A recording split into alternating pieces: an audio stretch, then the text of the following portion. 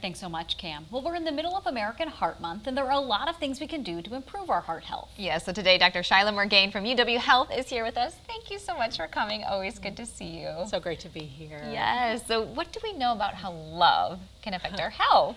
So when we think about heart health, and heart disease is the leading cause of death in both men and women, think about it as a three-legged stool. There's exercise, nutrition, and then stress management. And there are ways we can stay stress resilient by really caring for our heart. And there is a positivity ratio. So people who are thriving in life have 5 positive experiences to every negative.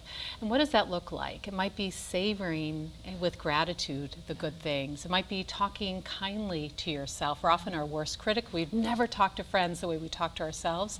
So being kind and compassionate and doing some stress management. And there's a brief heart centering practice I wanted to share. Oh, yes. Yeah, so just very simply breathing slower and lower. And as you do, just connect with your heart. And as you breathe in, just breathe in all the positive experiences, or even a peak moment, something that just made you light up, or it was good to be alive, and then breathe out stress.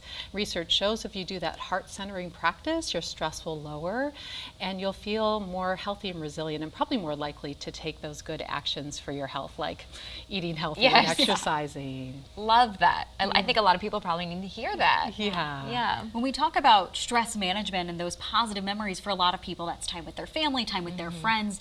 You know, when we hear love, a lot of times we think the romantic love, but it has several different forms to it. Absolutely, and we find we stay stress resilient when we're surrounded even by a few people who get us. We can cultivate relationships, again with that 5-to-1 ratio. We find the healthiest relationships have 5 positive interactions to every negative. So that means, you know, sharing appreciation, spending time together. There's a great book called Love Languages of different ways we can connect with people, and each person responds in a unique way. They might feel appreciated with gifts or time together, acts of service, or words of appreciation. So find out how the person feels appreciated and then do that. Again, 5 times to every negative experience. So Great 5 advice. compliments Yeah. or positive laughter to every negative makes relationships thrive. Yes, and you talked a little bit about the way you talk to yourself. So how important is it to truly love ourselves, and how does that affect our overall health? Yeah, it's so important. We find, for example, in weight loss research, people who tend to lose more weight successfully are kind and compassionate. So if they slip up, like on Valentine's Day, they ate too many treats, they bounce back by just forgiving themselves.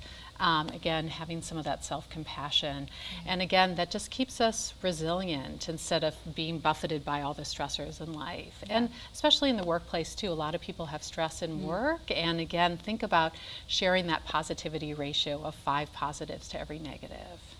A lot of really good advice. I think we can all always Yes. be reminded. Yeah, of, and I think in the workplace, and you were mentioning, and of course we have a very positive environment here in our workplace, but that's so important to you're with the people you work with every single day, and to keep those relationships positive, to encourage each other. I think sometimes you get lost in your job, and you don't think about how that's impacting your health if you're not talking to your colleagues or encouraging them. Absolutely. One negative person can be 7 times more de-energizing than a positive person. So be that positive person, spread that ripple effect.